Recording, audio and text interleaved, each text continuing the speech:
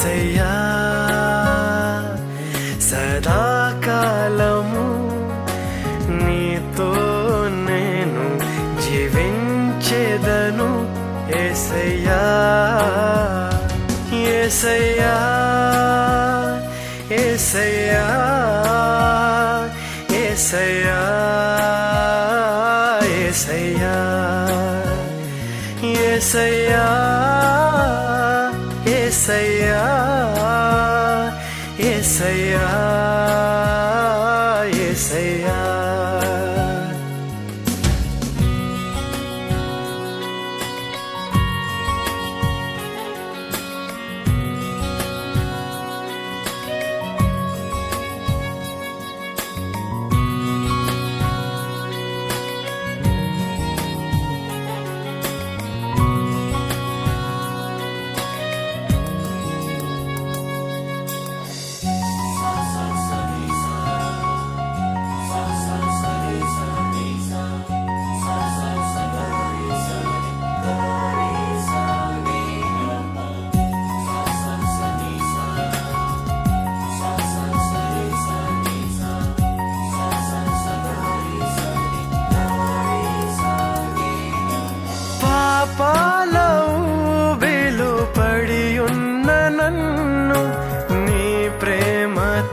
నన్ను లేపవయా పాపాల ఊబిలో పడి ఉన్న నన్ను నీ ప్రేమతో నన్ను లేపవయా ఏ తోడు లేని నాకు నా తోడుగా నా అండగా నీవు నిలిచావయా ఏ తోడు నాకు నా తోడుగా నా అండగా నీవు నిలిచావా.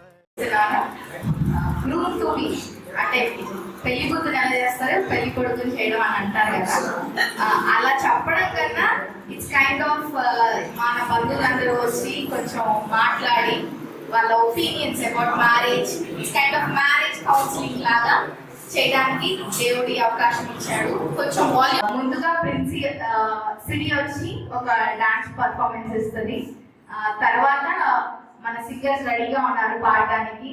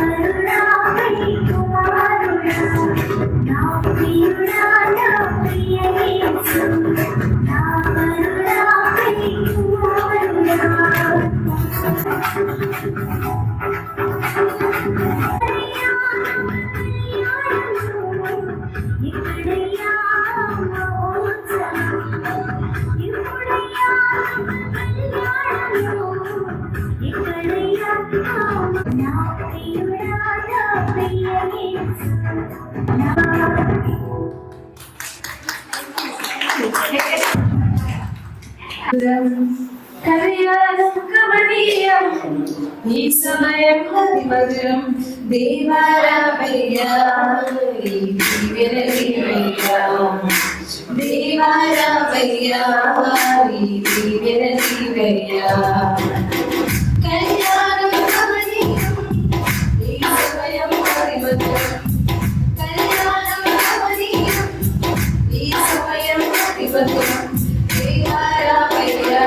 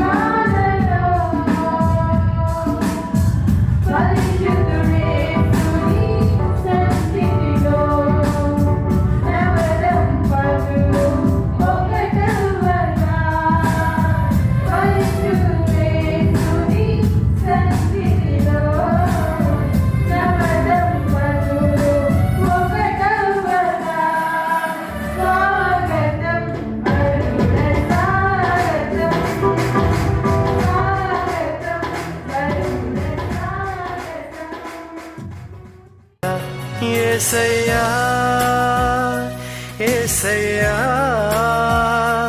యేసయ్యా యేసయ్యా యేసయ్యా యేసయ్యా యేసయ్యా యేసయ్యా సదాకాలము నీతో నేను జీవించేదను యేసయ్యా.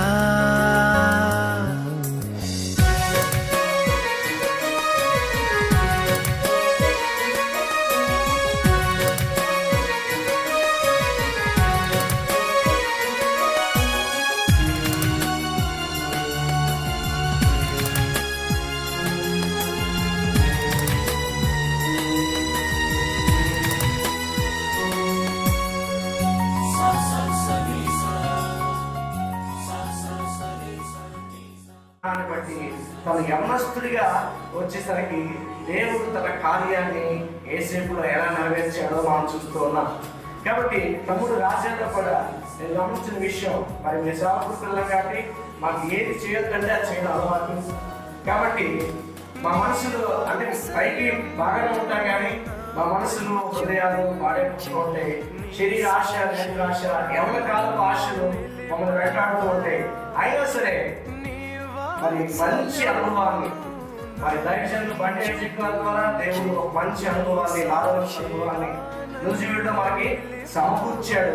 కాబట్టి అట్టి అనుభవాన్ని బట్టి మళ్ళా దేవుని ఆత్మని సంపాదించుకొని మరి మానవ సాక్ష్యాన్ని తమ్ముడు రాజా కొనసాగించుకుంటూ దేవుని ఆత్మ గలవాడు. కాబట్టి దేవుడు తన కార్యాన్ని యేసేపు జీవితంలో ఎలా జరిగించాడో అలాగే తమ్ముడు రాజేశ్వర దేవుడు జరిగిస్తున్నాడని నేను మరి ఒక తోడు కొరకు తన జీవిత భాగస్వామ్యం కొరకు ఎదురు చూస్తున్నాడు.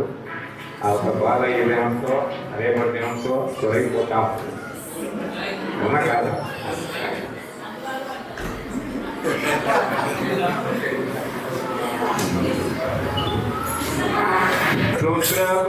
స్తోత్రబలి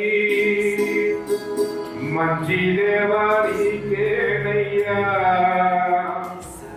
శుభవేళ ఆనందమే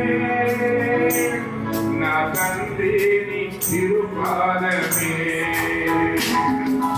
స్తోత్రబలి స్తోత్రబలి మంచి దేవానికేనయ్యా.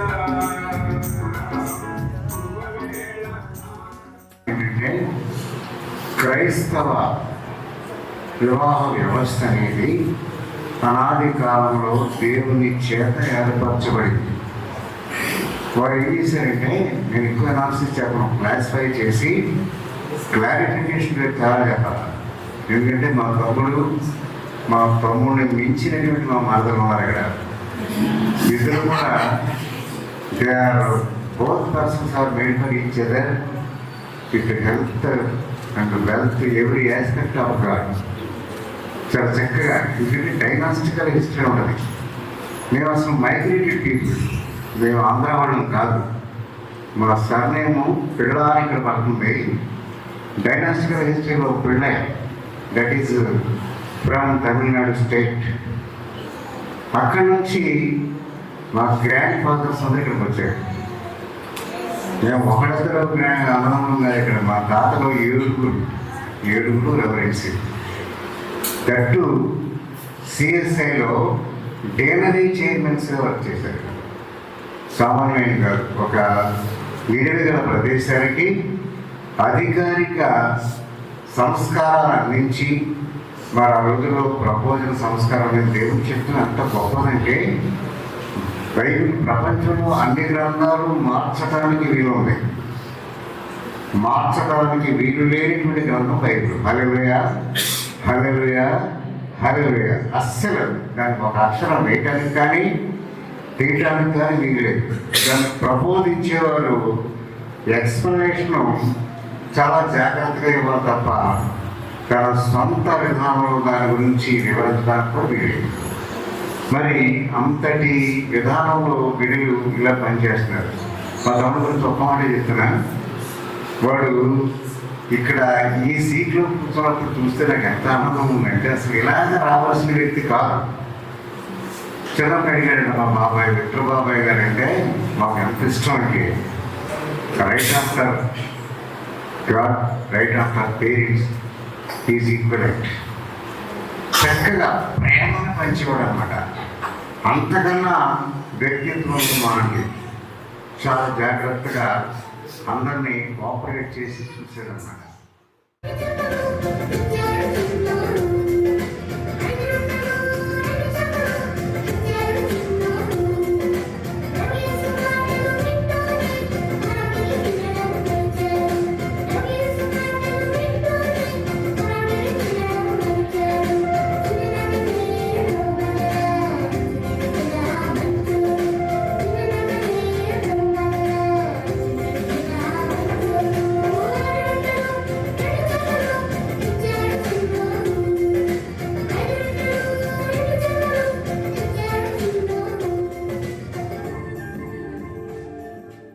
ఇప్పుడు అంకుల్ చెప్పారు కదా, చర్చిలో ఉండి కూడా చాలామందికి అనౌన్స్మెంట్ ఇచ్చేదని తెలియదు, కొందరు తెలిసింది ముందే.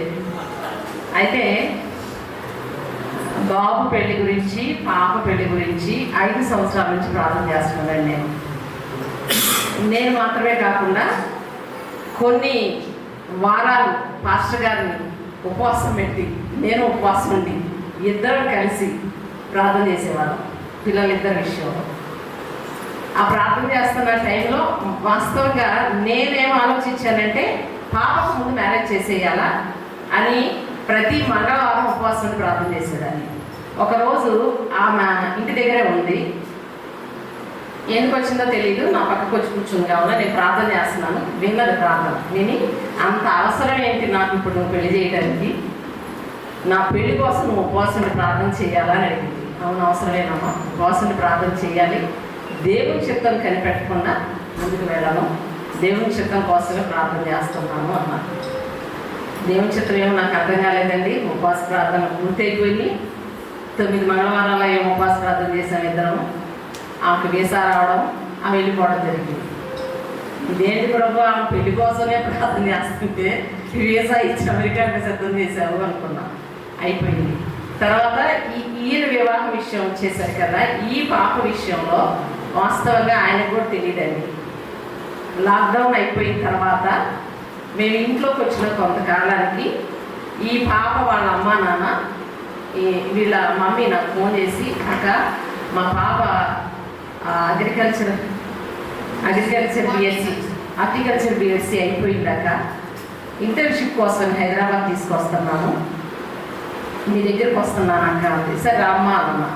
వాళ్ళ అమ్మ నాకు బాగా పరిచయం, ఫెలోషిప్ వస్తుంది నూజివీడు, ప్రతి నెల వస్తుంది ఆవిడ. మేము పెద్దపాళ్ళలో పరిచయం చేసేటప్పుడే తను పరిచయం నాకు. నూజివీడులో కలిసినప్పుడల్లా తన సమస్యలన్నీ చెప్పుకుంటూ ఉండేది. నేను హైదరాబాదు పరిచయకు వచ్చేసేటప్పుడు బాగా ఏడ్చింది. హైదరాబాద్ వెళ్ళిపోతున్నారు, గుంటూరు పక్కన పెద్దపాడు అంటే ఎప్పుడన్నా నా బాధలు చెప్పుకోవటానికి మీ దగ్గరికి వచ్చేదాన్ని, ఇప్పుడు అది కూడా లేకుండా దూరం వెళ్ళిపోతున్నారంటే నేను అన్నాను, నాకు కాదు బాధలు చెప్పుకోవాల్సింది ఏసైకి, సహవాసం ఉన్నది నీకు, ప్రతి నెల సహవాసానికి రా, బాధలన్నీ ఏసైకి చెప్పుకో, నాకు చెప్తే దేవరం అని చెప్పి ఆవిడకి. అయిపోయింది. ఇది జరిగి 20 సంవత్సరాల క్రితం.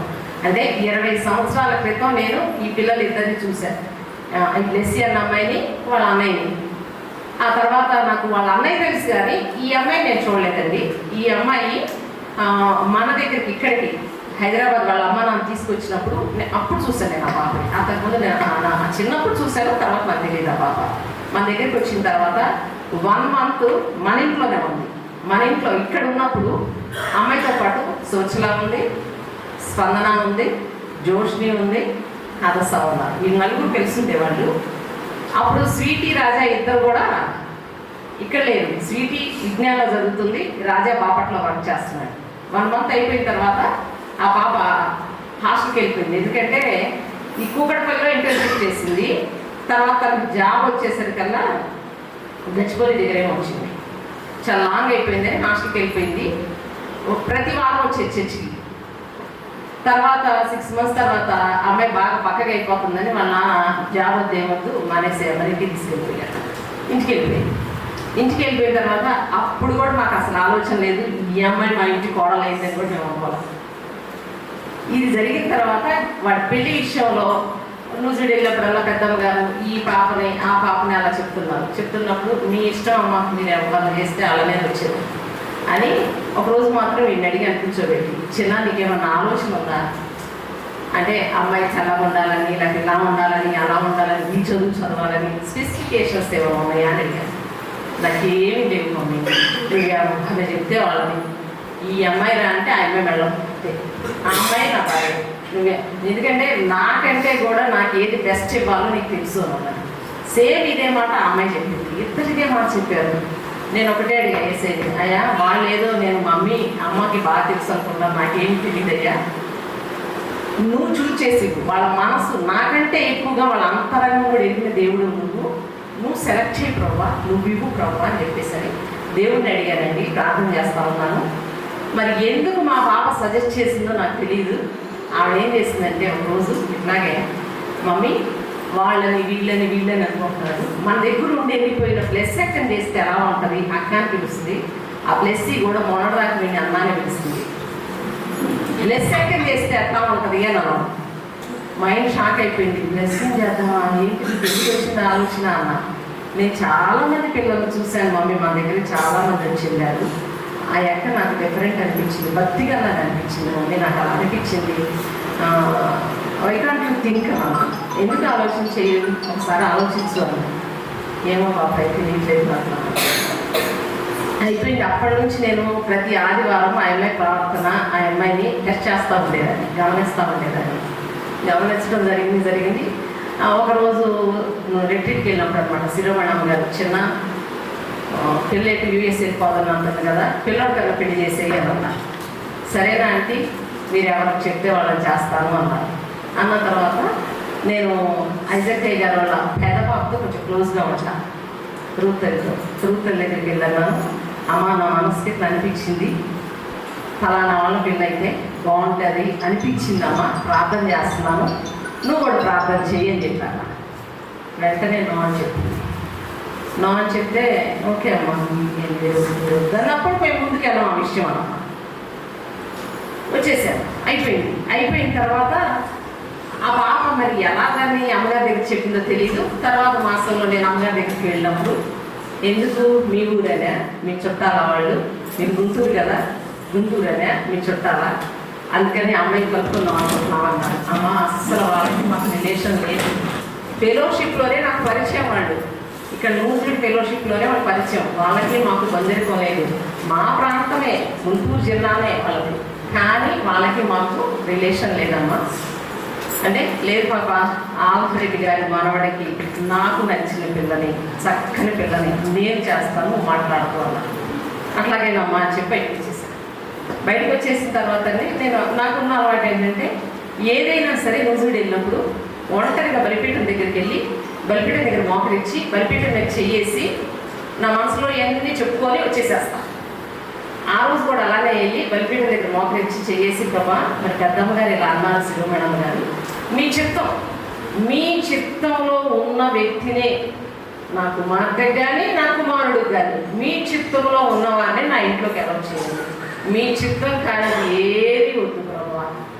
ఎందుకంటే యేసయ్య చిత్తం చేస్తే శ్రమలు అందరికీ వస్తాయండి, శ్రమల్లో కూడా యేసయ్య ఉంటాడు, ఆయన తోడే ఉంటాడు. అందుకని మీ చిత్తమే జరగాలి ప్రభా, మీ చిత్తం కానిది ఎవ్వరి ఆలోచనద్దు, నా ఇష్టం కాదు, నా కొడుకు ఇష్టం కాదు, ఇంకెవరి ఇష్టం కాదు, నీ చిత్తం జరగాలి ప్రభా అని ప్రార్థన చేసి వచ్చానండి. అయిపోయింది. పాప యూఎస్ వెళ్ళిపోయింది, 6 months అయిపోయింది. ఒక ఫైన్ డే మరి ఏమనిపించిందో తెలియదు పెద్దమ్మ గారికి, శిరోమణమ్మ గారికి. తెల్లవారుజాము 5 గంటలకి మాస్టర్ గారికి ఫోన్ చేశాను. చేసి చిన్న ఫలానా రోజులో అప్పుడు మేరీ అడిగితే నేను నో అని చెప్పాను, అమ్మాయి వద్దన్నాను నేను, కానీ ఆ కుటుంబం మంచిది కాదా, మంచి అమ్మాయి వాళ్ళ అమ్మ నాకు భక్తిగా కావాలి, ఆ అమ్మాయిని కలుపుకోండి, అమ్మాయిని చేసుకోండి అని చెప్పాను. అది దేవుడి చిత్తం అనుకున్నాను. ఎందుకంటే నేను ప్రార్థన చేశాను, నీ చిత్తం అయితే దేవుడి బిడ్డలు నో అని చెప్పారు, నేను నో అనుకున్నాను, నీ చిత్తం అయితేనే మరలా వాళ్ళు నోటించాను, లేకుంటే నీ చిత్తం ఏదో అది బయలుపరచని ప్రార్థన చేసి వచ్చాను. అమ్మగారు ఎప్పుడైతే ఫోన్ చేసి చెప్పారో ఓకే, అప్పటికి కూడా పిల్లోడికి మాత్రం చెప్పలేదండి, జరిగిపోతా ఉన్నాయి. ఆయన ఏమన్నారంటే ఆంటీ పాప వెళ్ళక ముందు చెప్పినట్టయితే వెంటనే చేసేవాళ్ళు, మరి పాపకి రావాలి కదా వచ్చాక అప్పుడు ఆంటీ అని అన్నారు. మరి ఎప్పుడు వస్తుంది అంటే తెలియదండి, పాప వచ్చాక అప్పుడు అని. అప్పటి వరకు మరి వీటికైతే మేము చెప్పకూడదు అనుకున్నాం, చెప్పలేదు, ప్రార్థన చేస్తున్నాము. ఒకరోజు అది అక్కడ తెలిసిపోయింది, ఎక్కడంటే ముస్లింలో తెలిసిపోయి ఒకరోజు అనమాట అయ్యగారు ఫోన్ చేశారు. ఈయనకి అలవాటు ఏంటంటే ఫోన్ చేసి ఎవరు ఫోన్ చేసినా స్పీకర్ ఆన్ చేసుకొని మాట్లాడతారు. కూర్చొని బయట కూర్చొని స్పీకర్ ఆన్ స్పీకర్ ఆన్ చేసి మాట్లాడుతున్నారు. అయ్యగారితో మాట్లాడతా ఉన్నప్పుడు ఏంటయ్యా నాకు చెప్పబెట్టకుండా పిల్లోడి పెళ్ళికి ఇచ్చేసేసుకున్నారు అన్నారు. అయ్యా నాకు కూడా తెలియదు, వాస్తవానికి ఈయనకి కూడా చెప్పలేదండి నేను, ఆయనకు కూడా చెప్పలేదండి. అయ్యా నాకు అస్సలు తెలియదు, ఇందులో నా పాత్ర ఏమీ లేదు, ఇది మాత్రం అమ్మగారు మేరీ కలిసి మాట్లాడుతున్నారు, నాకు తెలియదండి అని. అయితే నువ్వు నేను పెట్టాడులేనా వాళ్ళేనా అని అన్నారు. ఆ మాట విన్నాడండి వీడు, పరిగెత్తుకుంటూ ఇంట్లోకి వచ్చాడు. పరిగెత్తుకుంటూ ఇంట్లోకి వచ్చి మమ్మీ నాకు సంబంధం చూశారంటే ఎవరు ఆ పిల్ల చెప్తావా చెప్పా, ఎవరు ఆ పిల్ల చెప్తావా చెప్పా, ఎట్లా చెప్పాలి కాదురా ఉండడానికి తెలియదు అంటే, లేదు మమ్మీ డాడీ ఇప్పుడు అయ్యగారితో మాట్లాడుతుంటే నేను విన్నాను, అమ్మాయి ఎవరో చెప్పు, అమ్మాయి ఎవరో చెప్పు. నేను మళ్ళీ అడిగాను, చిన్న నువ్వు నాకు చెప్పావు కదా నేను అమ్మాయిని చూస్తానో చేసుకుంటాను అన్నావు కానీ నువ్వు ఇప్పుడు కూడా నువ్వు చెప్పిన వాళ్ళే చేసుకుంటాను చెప్పు. అప్పుడు నేను చెప్పాను ప్లస్ సరే నీకు ఎందుకు నచ్చింది మమ్మీ అని. నేను నీకు ఎందుకు నచ్చింది మమ్మీ, నాకు నచ్చటం కదా దేవుడు చెప్తావా, ఏం మాట్లాడలేదండి. ఇక వాడు ఒక కమిట్మెంట్ చేసుకున్నాడంట మానవస్ వెళ్ళేటప్పుడు. ఏమనంటే ఒకవేళ వివాహం సిద్ధపరిచిన ఎంగేజ్మెంట్ అయినా వివాహం అయ్యే వరకు చాటింగ్ చేయటం కానీ లేకపోతే అమ్మాయితో మాట్లాడటం కానీ చేయకూడదని అనుకున్నాడంట. మీరు నమ్మండి నమ్మకండి, ఈ రోజుకి ఆ అమ్మాయితో మాట్లాడింది లేదు, ఆ అమ్మాయితో చాట్ చేసింది లేదండి. మొన్న అమ్మాయితో బర్త్డే అయితే నేను అన్నాను, ఒరే ఎంగేజ్మెంట్ అని వెళ్ళి చీర పెట్టి వచ్చాం వాళ్ళ ఇంటికి వెళ్ళి, అంటే ప్రధానం అయిపోయినట్టే. ఆ పిల్ల పుట్టినరోజురా హ్యాపీ బర్త్డే అన్న చెప్పరా అని అన్నా. ఫోన్ చేసి చెప్పలే, మెసేజ్ పెడతాలే, హ్యాపీ బర్త్డే అని మెసేజ్ పెట్టాడండి. అది ఇప్పటివరకు మాత్రం మాట్లాడుతున్నది లేదు.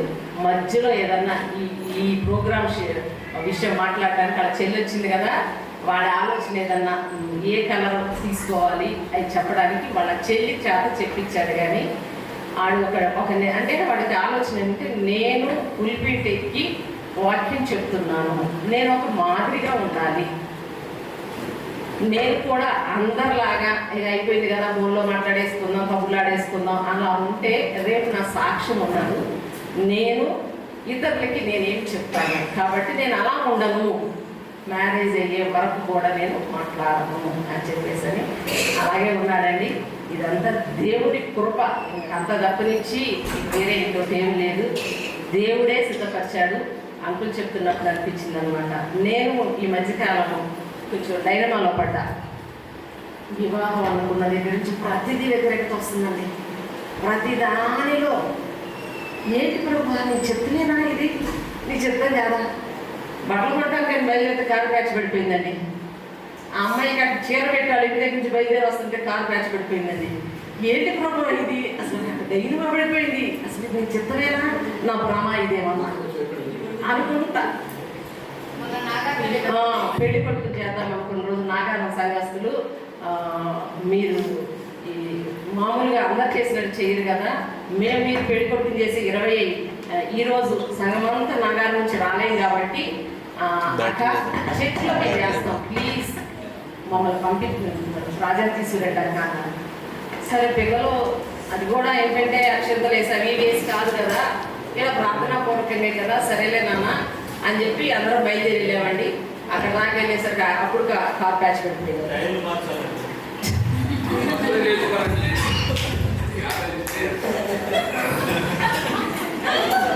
అయితే ఒక్కటే డౌట్ అండి, ఏంటి ప్రభా నేను ఏమి చిత్తంలో ఉన్నానా లేదా ప్రతిదీ పరిశీలించుకుంటా ఉంటా ప్రతి దానిలో. ఒక్కోసారి ఒక చిన్న ఎగ్జాంపుల్ చెప్తానండి. నేను దేవుడి చిత్తంలో ఉన్నానా లేదా అని ఎలా పరీక్షించుకుంటా ఉంటానండి. ఒక పనికి వెళ్తూ ఉంటాను అనుకోండి, కార్లో కానీ ఆటోలో కానీ బస్సులో కానీ అట్లా వెళ్ళినప్పుడు ఏదో సిగ్నల్ వస్తూ ఉంది కదా, ప్రభా కరెక్ట్గా నా వెహికల్ అక్కడికి వెళ్ళేటప్పటికల్లా ఇప్పుడు రెడ్లో ఉంది, ఆ రెడ్ కాక గ్రీన్ అయిపోయి వెళ్ళిపోవాలా. అప్పుడు నేను నీ చిత్తంలో ఉన్నానని నాకు అర్థం అవుతుంది. నువ్వు నాకు తోడున్నావని నాకు అర్థమవుతుంది. చర్చ్ ఓపెనింగ్ అయ్యగారు చెప్తూ స్నానం చేస్తా ఏదైనా ఒక విషయంలో ఆయన ప్రార్థన చేసుకునేటప్పుడు సోపు కింద పడకుండా స్నానం చేసి అయిపోయే వరకు నా సోపు జారిపోకుండా కింద పడకుండా ఉంటే నేను దేవుని చిత్తంలోనే ఉన్నాను అనుకుంటాను. జ్ఞానం అయ్యగారు అనుకుని ప్రార్థన చేసుకునేవాళ్ళు. నేను అది విన్నప్పుడు అనుకున్నా, ఓకే నేను ట్రాక్లోనే ఉన్నాను, ట్రాక్ తప్పలేదు, నేను ట్రాక్లోనే ఉన్నాను. ప్రతి విషయాన్ని ఇది దేవుని చిత్తమా కాదా అని కనిపెట్టి దేవుని చిత్తమే చేస్తానికి ఇష్టపడతానండి. దయచేసి ఈ వివాహం విషయంలో ప్రార్థన చేయండి. వాతావరణం కూడా ప్రతికూలంగానే ఉన్నది, ప్రతిదీ ప్రతికూలంగా ఉన్నది, కానీ దేవుడు ప్రతిదీ అనుకూలం చేస్తాడు. నాకు ఆ విశ్వాసం ఉన్నది. ఇంకోటి అనుకుంటున్నాను, నేను రాయటం కాదండి, హెడ్ క్వార్టర్ నుంచి నాకు గ్రీన్ సిగ్నల్ వచ్చే వరకు నేను ఎవరికి చెప్పకూడదని ఒకే ఒక వ్యక్తికి మాత్రం చెప్పానండి, మీకు చెప్పాను. ఎందుకంటే నా ప్రతి విషయం కూడా అమ్మాయికి చెప్పి ప్రార్థన చేయమని చెప్తాను. నా మైనస్ చెప్తాను, నా ప్లస్ చెప్తాను, నా ఆలోచన ఎలా ఉంది ప్రార్థన చేసేవి అని చెప్తాను. అమ్మాయికి మాత్రం చెప్పే ఇప్పుడు కాదు, 1 year అవుతుందమ్మా, 1 year బిఫోరే చెప్పాను, తనకు చెప్పాను. మిగిలిన వాళ్ళకి ఎవరికి చెప్పాలా, మరి ఎవరికి అది ఎలా తెలిసిందో స్ప్రెడ్ అయిందో నాకైతే తెలీదు. నా హృదయానికి సమీపం అనుకున్న వాళ్ళకి మాత్రమే చెప్పి ప్రార్థన రిక్వెస్ట్ అడుగుతాను, అందరికి మాత్రం చెప్పను. ఎందుకంటే దేవుని కార్యాలు జరిగే వరకు కూడా కొన్ని విషయాల్లో మనం బయటగా ఉండాలి, చెప్పకూడదు కానీ. అందుకని అన్ని విషయాలు అలా వెల్లడి చేయను, అందుకే చెప్పలేదండి. అక్కడ నుంచి కరెక్ట్గా ఇక ఓకే అనుకున్నాక అంత అయ్యాక పిల్లలు కూడా సీడీ కూడా టికెట్ వేసుకున్నాక ఇక వస్తుంది, ఇక కన్ఫామ్ అనుకున్న తర్వాతే నేను ఇక్కడ డిక్లరేషన్ ఇవ్వడం జరిగింది. సీటీ ఎప్పుడు అడిగిందంటే బర్త్డేకి ఫోన్ చేయకుండా మెసేజ్ పెట్టాడు కదా హ్యాపీ బర్త్డే అని, ఆ విషయంలో ఫోన్ చేస్తారని ఎదురు చూసిందని పాప పిల్ల. ఇది చేయదా అయ్యో కూడా చేయలేదండి. అది ఇక్కడ దాకా దారి తీసింది ఆఫ్ కోర్స్. బట్ ఇవన్నీ జరిగిన తర్వాత అంటే ఇలా ఎంగేజ్మెంట్ అంటే ఏమంటారు చీర పెట్టడానికి వెళ్ళినప్పుడు ఆ ఇన్సిడెంట్ జరిగిన తర్వాత నా నోట్ ఫస్ట్ వచ్చింది, నేను ఏదో చెప్పేశాను కానీ అది నిజంగా దేవుని చెప్తామా అని చెప్పేసి నేను అడిగాను. నాకు ఇప్పటికీ అంటే రాజ్కి చాలా మ్యాచెస్ వేరే వేరే మ్యాచెస్ వచ్చాయి, వేరే వేరే నుండి వచ్చాయి.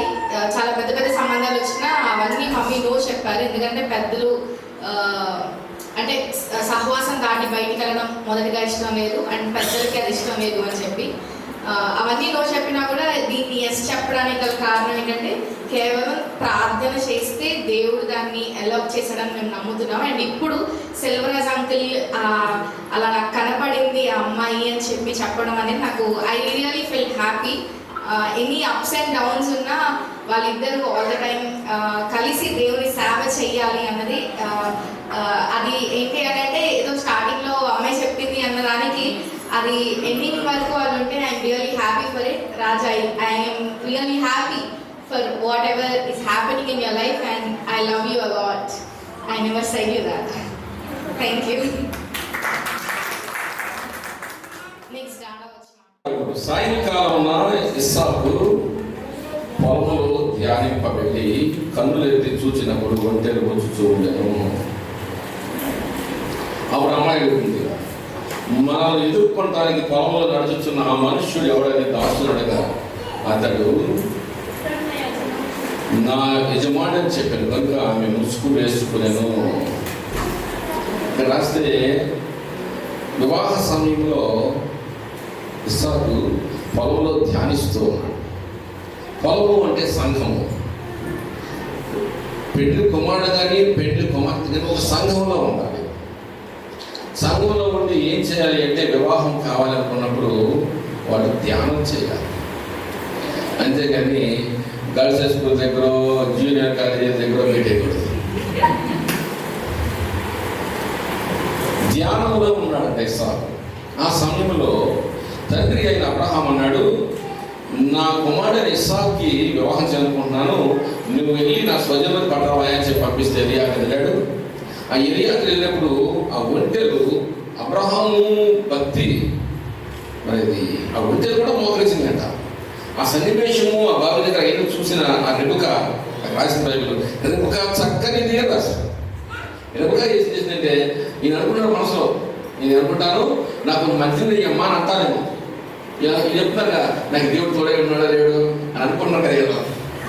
అలాగే ఆయన అట్టగా ఏం తెలుసా, నేను మంచినీళ్ళు అడుగుతా, అడిగితే నీకు ఇస్తాను మంచినీళ్ళు, నువ్వు బిడ్డలు కూడా పోస్తాను అని అనాలి ఆయన. ఎవరు? అమ్మాయి అనాల. ఏ అమ్మాయి అయితే అడిగిద్దో ఆ అమ్మాయే నా యజమానుడైన అబ్రహాము యొక్క కుమారుడికి ఇస్సాకుకి భార్య అవుతుందని మనసుకు అనుకున్నాడు. లైట్ వెలిగితే, సిగ్నల్ వస్తే మనల్ని అంటారు కదా, నేనంట ఆయన చెప్పండి మేడం ఆయన చెప్పండి పోయిందా నేను మొత్తం ఎత్తుకుంటా, మీరు ఏదో పోయిందనుకో ఆట చేసుకుంటాను, ఎత్తుకుంటా అంత ఇబ్బంది పెద్దానికి ఆయన ఇబ్బంది పడతానండి. నీకు వెళ్ళిపోతే నీ జెండుబాబు కోసం ఆయన ఎత్తుకు రావాలి, జెండుబాబు పోయింది ప్రభా, జెండుబాబు ఎత్తి పెట్టగా అంటారు. నేను అన్నా పోతే పోయింది, నువ్వు కూడా వచ్చుకుంటా, నేను ఆయన ఇబ్బంది పెట్టంట. సరే మొత్తానికి ఆయన కూడా సూచన అడిగాడు. బైబిల్లో చాలా సూచనలు ఉన్నాయి. అంత పాలెంలో మంచు పడాలి, మంచు పడినప్పుడు ఆ గొర్రెల బొచ్చు ఉంది, ఆ గొర్రెల బొచ్చు మాత్రమే తడవాలి, పాలెమంతా పొడుగా ఉన్నారంట. అంటే ఏంటి? ఆ గొర్రె బొచ్చు మాత్రమే తెలిసింది. గిద్యోను పరాక్రమము కలిగిన బలచుడా అన్న సందర్భంలో చూస్తే ఆయన సూచన అడుగుతాడు. సరే మొత్తాన్ని పిండుతాడు, పిండితే గొర్రె బొచ్చు పిండితే అందులోంచి నీరు కాదు. పిండబడ్డారు అపోస్తలులైన వారు. కాబట్టి మనకి మన రాజ్య సేవ వచ్చింది. ఇంకోటి సూచన ఏం తెలుసా? గొర్రె బొచ్చు మాత్రము తడవకూడదు, పాలెమంతా తడిసిపోవాలంటే మంచుతో. రెండవ ఆప్షన్ అన్నమాట. అప్పుడు కూడా ఏంటంటే గొర్రె బొచ్చు మొత్తం పొడిగా ఉంది, తర్వాత పాలెమంతా పొడిగా ఉంది. పాలెమంతా కలిసింది, గొర్రె బొచ్చు మాత్రం. అంటే అపోస్తలులు వెళ్ళిపోయారు, వాళ్ళు మన కోసం హతసాక్షులు అయిపోయారు. అయితే పరిశుద్ధాత్మ దినాలలో మనం ఉన్నాం, పరిశుద్ధాత్మ కలుస్తా ఉన్నాం మన మీద. అయితే ఈయన ఏమంటాడంటే ఏ పిల్ల అయితే నీకు పోస్తాను, నీ మందలకు పోస్తాను అంటే వెంటనే అంటే మా ఒక్కొక్క వంటే ఒక గ్లాస్ తాగుతుంది మనిషి మొత్తం 12 గ్లాసులు అంతేనా తాగింది. ఒక్కొక్కటి ఎన్ని కడవలు తాగుతుందో. ఎంత కష్టపడే పిల్లండి ఆ పిల్ల. రెబ్కా కష్టపడి బావిలోకి దిగి తీసుకొచ్చే పిల్ల. అంటే సంఘంలో ఏముండాలంటే పెళ్లి సమయంలో ఈ అమ్మాయి ఒంటి మీద వెళతా ఉంది, ఒంటి మీద ఎక్కించుకుని ఎలియాల తీసుకుని పోతా ఉంటే అందరూ ముద్దు పెట్టుకుని నువ్వు వేవేళకి తగ్గిపోతామని చెప్పి పంపిస్తామని వెళ్ళిపోతా ఉంది. ఆ ఊరి దగ్గర రాగానే ఆయన పొలంలో ఉన్నాడు. పొలంలో ప్రార్థన చేసుకుని ధ్యానిస్తా ఉంటే ఏమడిగింది, ఎవరు ఆయన అడిగితే నా యజమానుడైన అబ్రహాము కుమారుడు ఇస్సాకు అతను పొలంలో ధ్యానం చేస్తాను. వెంటనే ముసుగు తీసి ఆమె ఒంటెను దిగింది అని రాస్తాడు. ముసుగు తీసి ముసుగు వేసుకుందంట. ముసుగు వేసుకుని దేనికైనా మర్యాద. ఆమె ముసుగు వేసుకుని చూడకూడదుగా. చూసా కదా లాంఛాంతో చూసే కదా ఎవరిని ఇస్సాకు చూసే కదా లాంఛాంతో మొక్కకి బాగా చేసుకున్నారు కదా. కాబట్టి నేనేం చేస్తే ముసుగు వేసుకుంటాను. ఒంటెను దిగింది.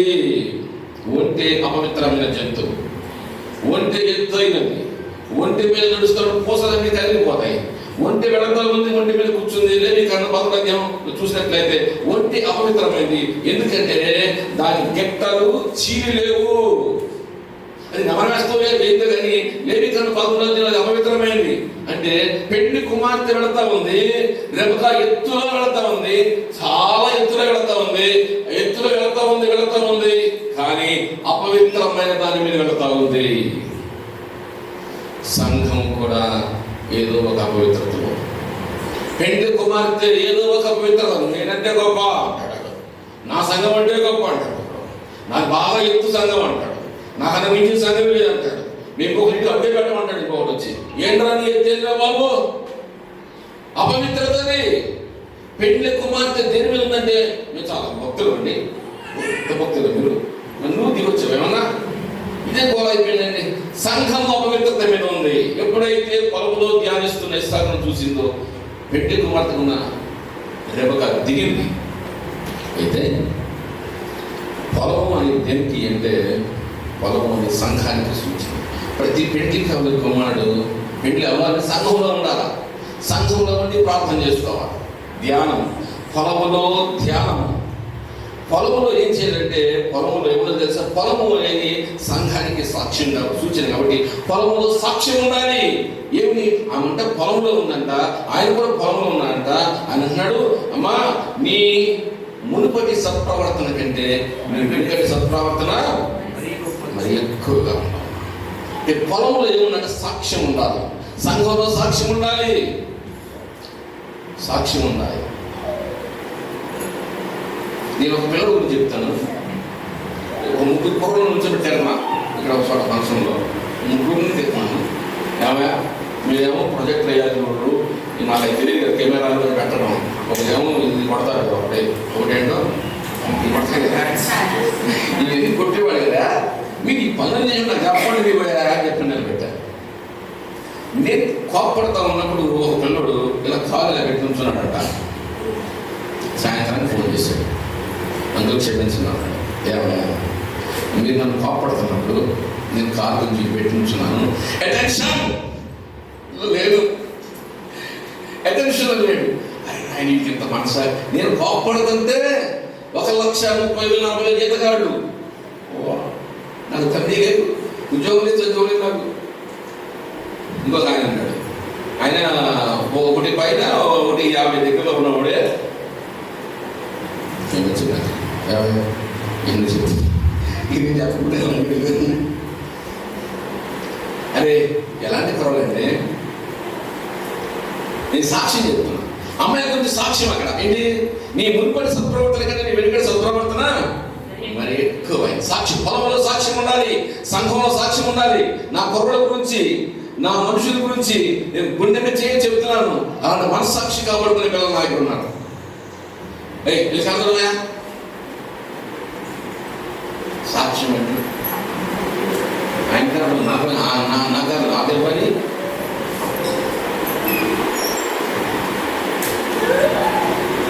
డాక్టర్ డాక్టర్ చీపురు చూడవయా, చీపురు కట్టి చూడవయ్యా డాక్టర్ గారు. సాక్ష్యం, సంఘంలో సాక్ష్యము. మన సంఘంలో యవనస్తుల యొక్క సాక్ష్యం అనేది అయితే ఒకటి, పొలంలో ధ్యానము, పొలంలో సాక్ష్యం, పొలంలో సూచన.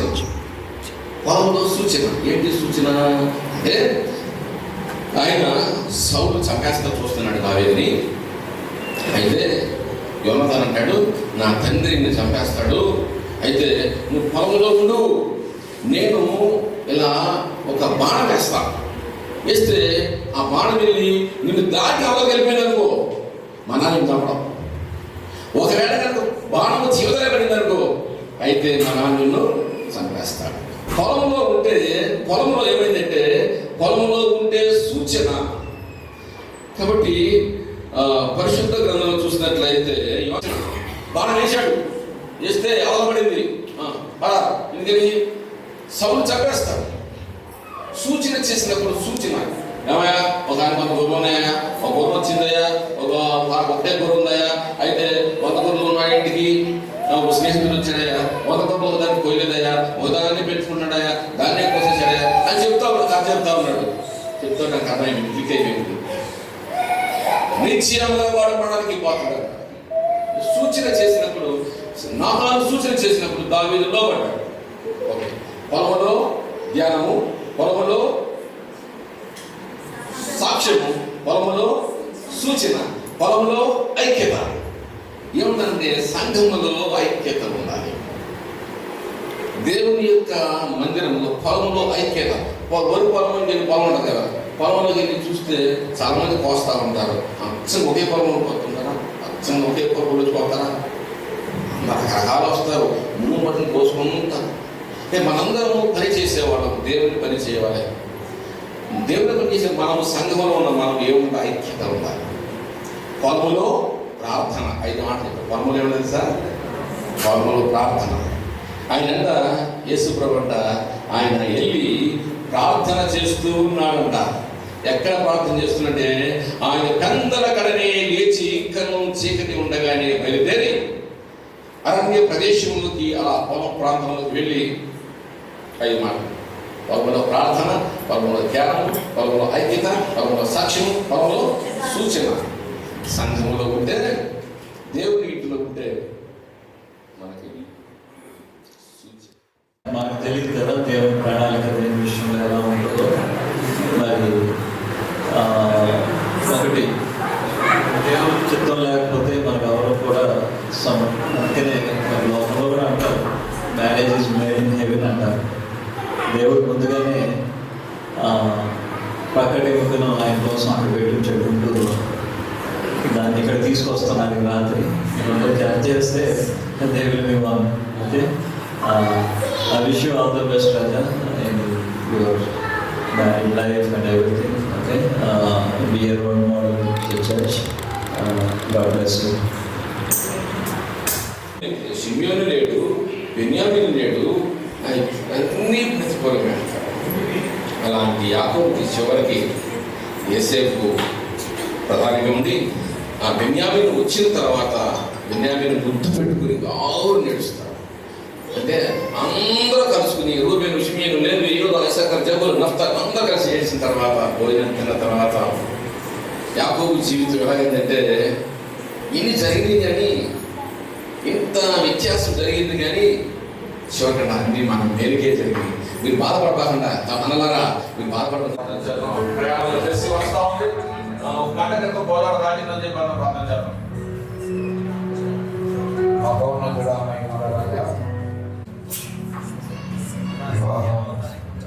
అన్నింటిలో ఘనమైనదని చెప్పిన రెక్క సురుఖైనది బ్లస్ విషయం నిమిత్తమై ప్రార్థిస్తా ఉన్నాం.